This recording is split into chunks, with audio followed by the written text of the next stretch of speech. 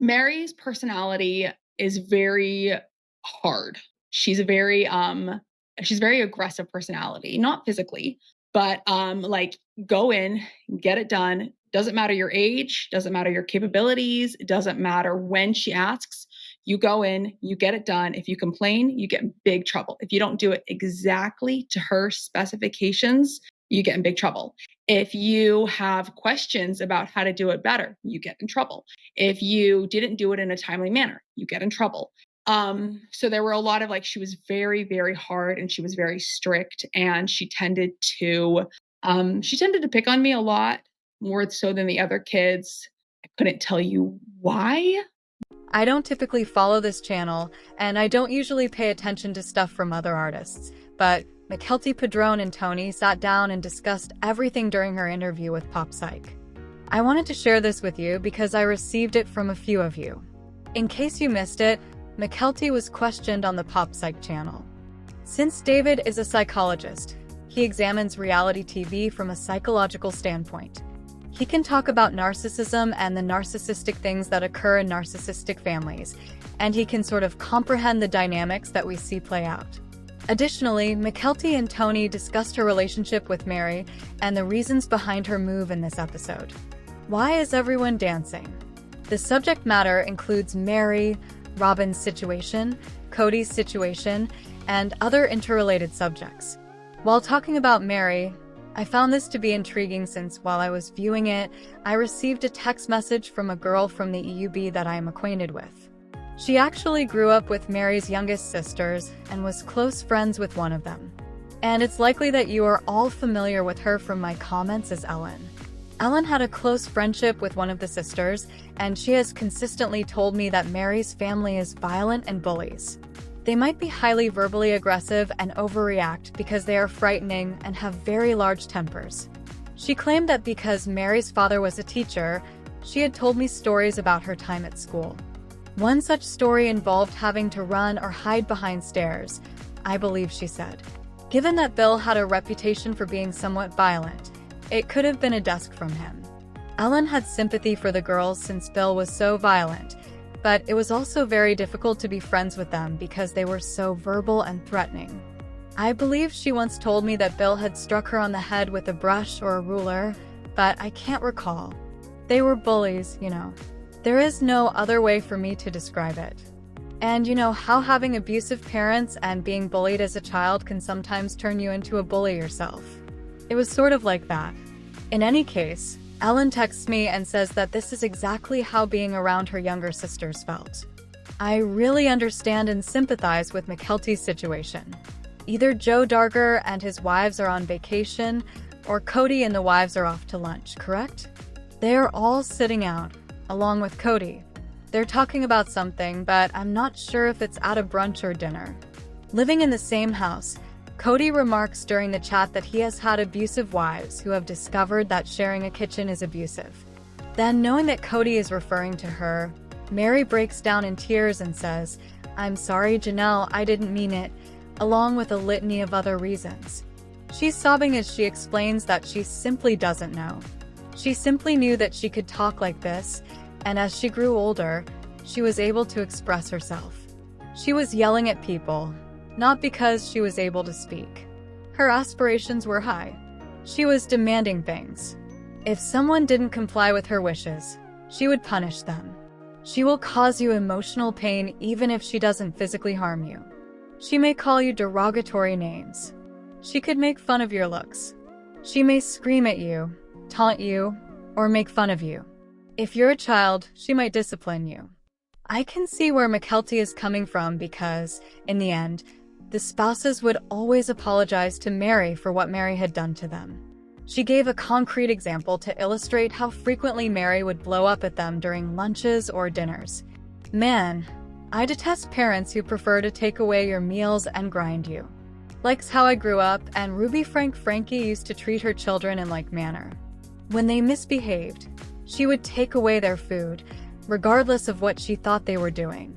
Taking food away from children is a common practice in the FLDS and UB, and I believe that even in the LDS, they employ various methods, such as using food as a form of discipline. This is terrible because the child goes to bed hungry and acts like a child. While it's not the worst thing you can do, it can be if it's done for an extended period of time and the children are starving, as Ruby Frankie did. Mary is clearly one example of many, and while I'm not suggesting she's exactly like Ruby Frankie, I do believe it's reasonable for the kids to avoid her. They have the right to label her abusive, in my opinion. For anyone who has been subjected to verbal abuse or sanctions that are inappropriate for the offense, I believe it is fair. She did remark that the majority of the children don't have a relationship with Mary because of the way she treated them, so it's accurate to say that she is abusive. Not all of them do, but some do. She then started talking about Robyn, and when they asked her why she had stopped talking to her or what had been going on, she responded, "It's not that we've cut each other off.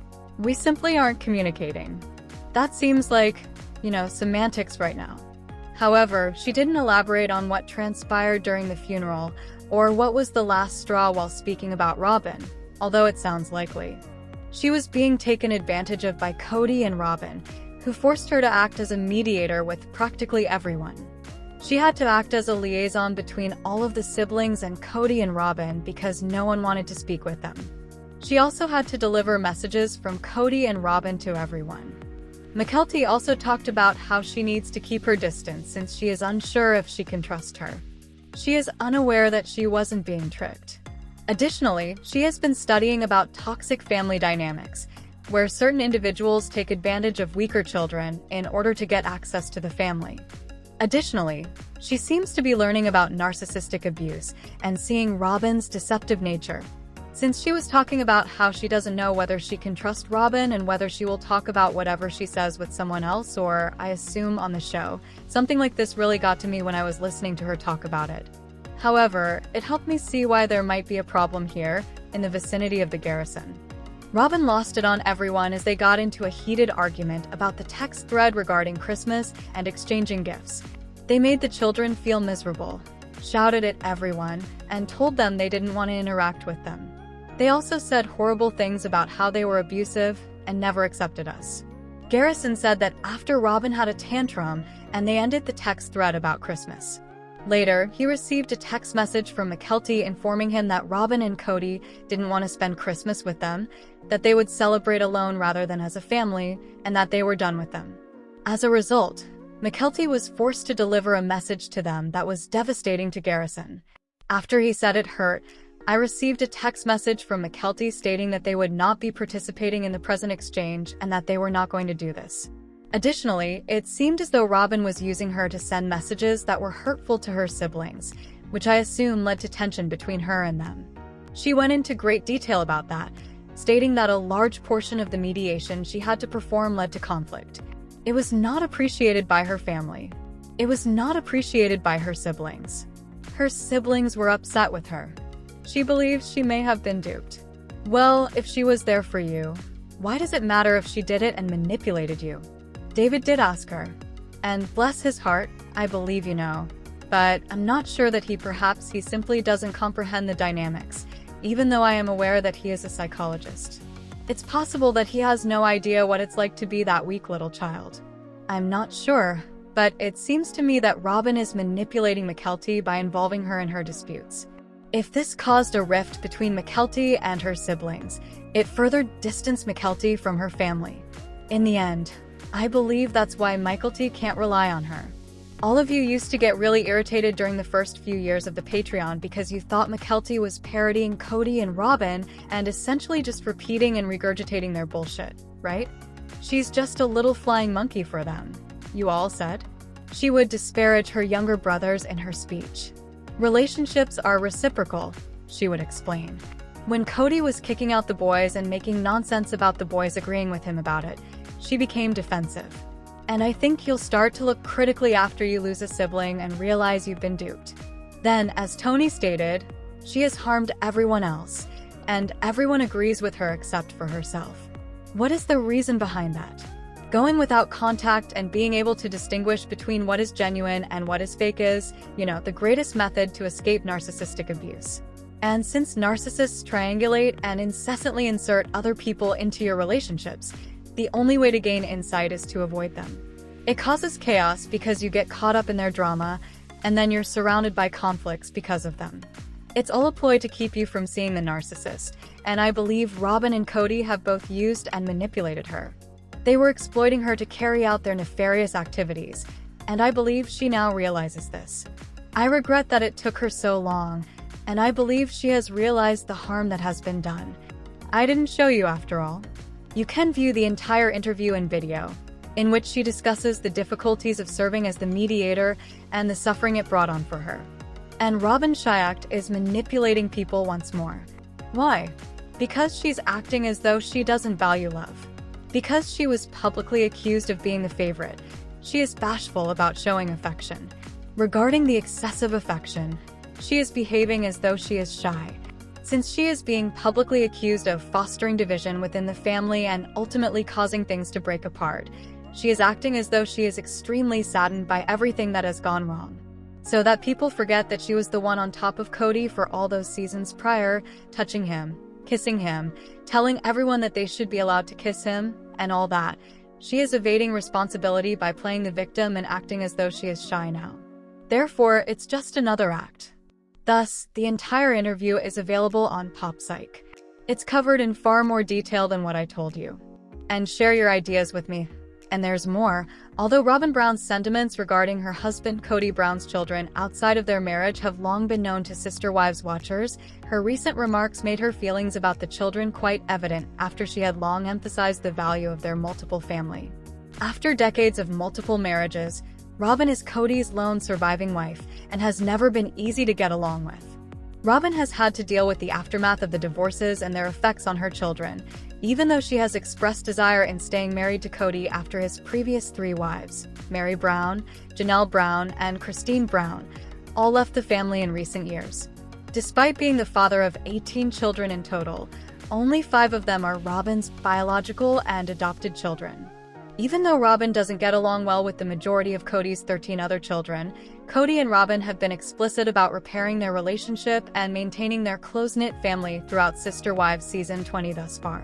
It's never been more obvious where Robyn stands on reconciliation, despite severe family trauma, after witnessing her attempt to talk about issues pertaining to the children.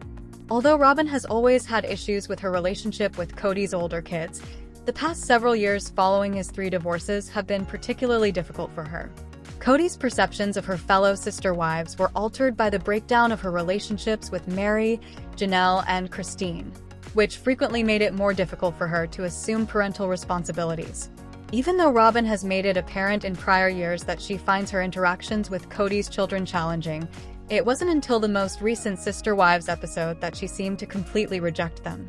When Robyn talked of their older children's futures, she mentioned that their children will eventually return home with spouses and kids, but she first left out Cody's other children. When Robyn stated, "Our kids have done great here. If we have a bigger place, they can come back with their families, and maybe someday your kids too," she may have been attempting to be nice to her husband, but she was also making her sentiments about the Brown family split more clear than ever. Reconciliation is not something that Robyn is interested in at this time. After the most recent Sister Wives episodes, it appears like Robyn is not even interested in reconciliation, despite the fact that it has been obvious for years that she has been waiting for an apology from Cody's children. Rather, Robyn has been making every effort to distance herself from Cody's first 13 children. Robyn's actions are troubling given the pain the Brown family endured following the death of Garrison Brown. Despite the fact that the relationship between Cody and his children seems to be improving considerably in recent years, Robyn's lack of desire to even engage them in the broader family context makes it clear that she is not attempting to mend the relationship. Robyn is optimistic that Cody will find a way to patch things up without the Sister Wives villain being involved, if anything. This is the best source of rehabilitation. The directing staff informed former football player Johnny Manziel during his one-on-one. Participating in Special Forces, World's Toughest Test is a battle for a second chance for people like Manziel and Jussie Smollett. Then there is the notorious Sister Wives star, Cody Brown, who simply enjoys being around famous people. In order to have a second opportunity, he must strive hard to change. Regretfully, he is acting in the exact opposite way. For a variety of reasons, Brown is a contentious figure. It became rather evident that he joined the show in an effort to repair his reputation following the numerous Sister Wives scandals. He does, however, sing a different song in one Special Forces episode. After the second task, he helped his team and said, "I want my kids to see that I can still do the impossible." However, he revealed the real colors earlier in the episode. Brown is changing, but during a meet and greet, his enthusiasm is contagious. It's going to be a failed experiment at this pace. Returning for its fourth season, Special Forces, World's Toughest Test follows a group of recruits from the entertainment and sports industries as they undergo a condensed training program that tests their limits. Each of the 18 recruits receives a harsh greeting in the film, which is shot in an extremely serious manner. We do get to know our recruits over time through their confessionals, much like in a normal reality show. When Brown's chance came, he didn't hold back, and the show didn't try to hide his reality. I'm going to say this at the risk of sounding sexist, but I think men want to be respected and women want to be loved, Brown stated frankly in his debut talking head. "If you adore me, I don't care. If you respect me, I care." The saying "to be a man is to do hard things" is a classic. Brown may not have read the comments or watched himself back during the 20 seasons of Sister Wives, but this first outburst seems almost too unbelievable. Although Brown is making an effort to change, he is demonstrating to both his old and new audience that he is still the same guy at his core. Because Brown's lifestyle was unfamiliar to many, there has been debate around his life on television. However, his claims are accurate given his multiple marriages and outdated outlook. That won't work in this circumstance. What is puzzling is that he has already disparaged some of the strongest women, such as Olympic gold medalists Shawn Johnson and Christy Pierce. The DS had called out both women the way he had. Instead of appreciating their athletic ability, he has snubbed Manziel for being a quarterback and Smollett for being yet another attention-getter. Brown told people in the run-up to the premiere how his wife, Robyn Brown, responded when he was given the chance. Although she was nervous, she knew she couldn't stop him. "It's just like Cody. Brown is a very particular character and is not everyone's cup of tea," he added. Perhaps Gia Giudice was right when she hinted at the tension at the cast announcement. Since Brown stated on E! News that he had nothing but love for all the cast members, we will have to wait and see what consequences might have arisen. Brown revealed in the same interview that they're finding your weakness. Additionally, they are taking advantage of your weakness. "I came home feeling just humble," Cody continued. "It was humiliating in such a way. Should we trust a growth arc is coming and give him a chance?" He is currently fangirling around the athletes while dismissing the women. This show's message is to endure in the face of a significant obstacle. Maybe it will give him the much-needed personal reflection he needs as he encounters additional difficulties. He may ultimately gain insight and respect, but that seems like a long way off. Given the decades of his past, can we even believe him? The Sister Wives actress Mary Brown has no intention of changing her last name, despite the fact that her marriage to Cody Brown is legally and spiritually terminated. "I've talked about it a lot with my best friend and a few other people," Mary stated. "I will not change her name at this time." She had no desire to go back to her given name after having shared Cody's last name for 35 years. She clarified, "I only had my dad's name for 19 years. It's quite difficult to say, and there are a lot of R's in it." Brown is really simpler. In the I Do Part 2 podcast's September 12th episode, Mary revealed that her given name was Mary Barber. It doesn't appear to be that hard to say. Is the extra syllable too much for her? "Because she's also divorced, my sister and I constantly make jokes about it," Mary continued. "We say things like, 'Dad, I love you.' However, we will not return to the maiden name." In April 1990, Mary and Cody tied the knot. They separated in 2014 so that he could lawfully wed Robyn Brown, his fourth wife, and adopt her 3 children from her first marriage. He was still spiritually married to Mary at the time, just as he was to Janelle and Christine Brown. But is Mary dating anyone now that she's back on her own? Does she have a partner? "At the moment, I am not in a committed relationship," she informed the podcast hosts. "When I find someone who shares my energy, I do date." In any case, the TLC personality is extremely picky about the kind of man she will date. "Being in my universe is an honor." Mary went on, "Not just anybody gets to be. In addition, I am a lot. I own my own business. I frequently travel. I'm doing all of these things, including starting businesses. Are they able to manage that? The mother of one continued. Some men just can't. They always need you there. They want to constantly text you, and I don't require that. Mary is still convinced that her soul partner is out there, though. She simply hasn't located him yet. She chuckled and said, I don't think there's only one person, and where in the world am I going to find him? However, I do think I can locate someone. That we want to live out the rest of our lives together, and that our principles, values, energies, and laughs all line up. Mary, meantime, is still looking for her soulmate. After enduring Cody for so many years, she most definitely deserves some happiness. Let us know in your comments. And stay tuned by subscribing our channel to get more updates like this. Thanks everyone.